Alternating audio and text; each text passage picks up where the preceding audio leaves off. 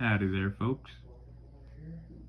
I collect retro optics, and I like to talk about them and teach people things about them.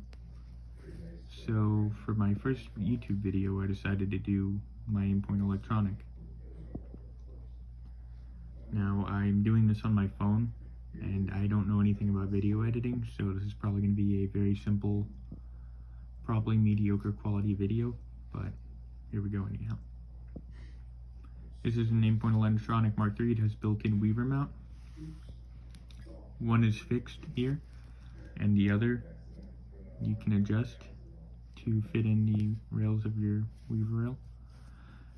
The Mark III, the difference between that and the first two models is the adjustments for zeroing your optic are found here on the side and top of the housing. It's been depicted in some media. I know it's been used in some Star Wars stuff, like the Mandalorian show, and it was also in Black Ops 1 as well as Black Ops 6 as the reflex sight, which I always thought was funny because the Elbit Falcon was the red dot, the open one, and then the tube optic was the reflex one. Well, anyhow, the battery inserts here, you just twist this off. It takes some kind of old battery that I don't know off the top of my head, but I used a CR123 with the sleeve cut off. And then you turn it on and off using this on the front, which is also how you adjust brightness. So you turn it like this, that'll turn the optic. You have about a 15mm tube, so it's kind of small, and the glass has a tinge of blue or green to it, which is kind of hard to see with the color of my blanket that's under me. Let's see if, there you go, you can see it better. And to turn it back off, you just slide that back, and the dot will dim away slowly. This is the first electronic red dot sight. I specify those two things together because red dot sights existed, such as the Weaver Quick Point and the Single Point OEG, both very cool optics that I will make videos on in the future. I don't have a single point, but I have an Armson, which is same design, same concept, and a quick point can be had very cheap, so I'll get one of those at some point. But anyhow, and this is the electronic is specified separately because there were electronic gun sights before this. The main one that comes to mind is the Oxford gun sight, which I also have an example of, that uses a light bulb to emit the reticle.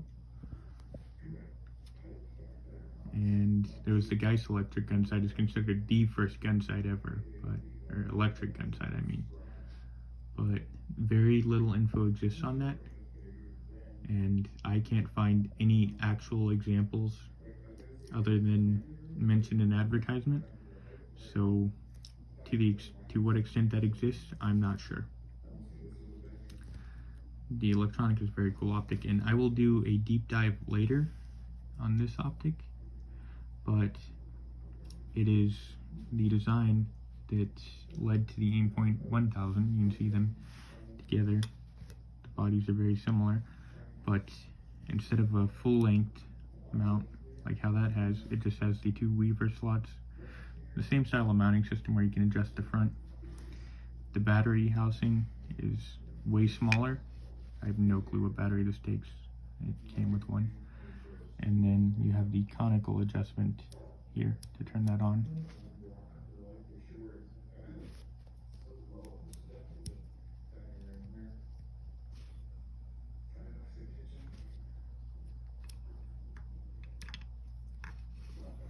And then the elevation and windage adjustments are the same on this.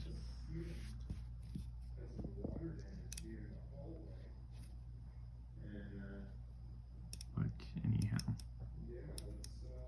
I'll save that for another day. Here's the red dot real quick if any of you wanted to see. And then it also, which this is prevalent among all of the older Aimpoints, it has a 3x magnifier that just threads on right there.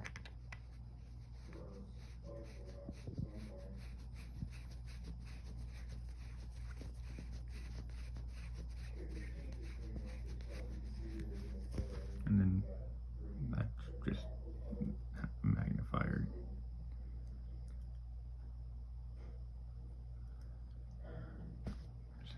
optics. And the cool thing is that will also thread on to the back of the 1000. But anyhow, that's just a quick glimpse into this optic. I love Rocher optics, but there's not very much info about a lot of them on YouTube. And when there is, it might not go in depth on them like I did here. This is a very cool optic. They can mount to all kinds of mounts. I know there's an example of a police department that had them on HK style rifles with the magnifier. And there's just a lot of history behind these very cool pieces. Mine's a little worn, but I don't mind that at all.